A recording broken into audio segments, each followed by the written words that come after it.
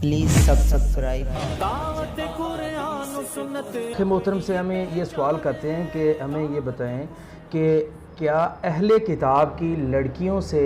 نکاح کرنا مسلمان کے لیے جو محمد صلی اللہ علیہ وسلم کا کلمہ پڑھتا ہے، کیا وہ اہل کتاب کی لڑکیوں سے نکاح کر سکتا ہے؟ دیکھیں، یہ اللہ رب العزت نے قرآن پاک کے اندر اس کو بیان کیا ہوا ہے۔ یہ جو آپ کا مضمون ہے، جب ہم پڑھیں گے سورہ مائدہ، اس میں 5 نمبر آیت میں یہ ہے، اللہ رب العزت نے ارشاد فرمایا احل لکم الطیبات، تو یہاں سے آیت شروع ہوئی وطعام الذین اوتوا الکتاب حل لکم وطعامکم حل لہم، کہا آج تمہارے لیے پاک چیزیں، اچھی چیزیں حلال کی گئی ہیں۔ ان لوگوں کا کھانا جن کو کتاب دی گئی ہے، اہل کتاب کا کھانا تمہارے لیے حلال ہے، تمہارا کھانا ان کے لیے حلال ہے۔ یہاں پر کھانا دونوں طرف ایک دوسرے کے لیے حلال ہے۔ پھر آگے فرمایا والمحصنات من المؤمنات، وہ پاک دامنہ عورتیں جو ایمان والی ہیں، وہ ان سے بھی نکاح کرنا تمہارے لیے حلال ہے۔ والمحصنات، اور دوسری طرف کیا ہے؟ والمحصنات من المؤمنات والمحصنات من الذین اوتوا الکتاب من قبلکم، تم سے پہلے جن کو کتاب دی گئی ہے وہ تمام اہل کتاب کی پاک دامنہ عورتیں، وہ بھی تمہارے لیے حلال ہیں، تم ان کے ساتھ نکاح کر سکتے ہو۔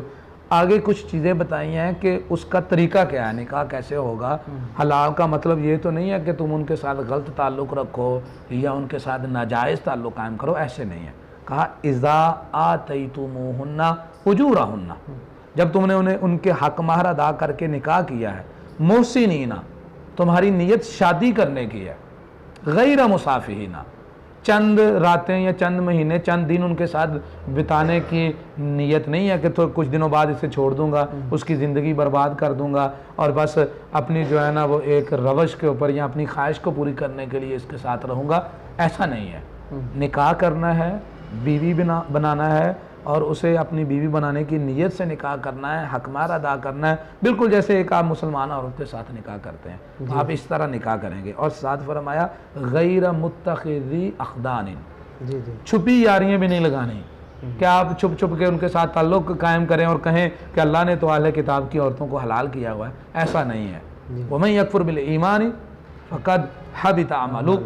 جس نے یہ ایمان ہے، جس نے یہ ایمان کا انکار کیا، اس کا عمل ضائع ہو جائے گا۔ تو لہٰذا اہل کتاب عورت جو ہے وہ جوش ہے، کرسچن ہے، یہودی، عیسائی، ہم سے پہلے اہل کتاب والے ہیں، شرط ہے وہ پاک دامنہ ہو، وہ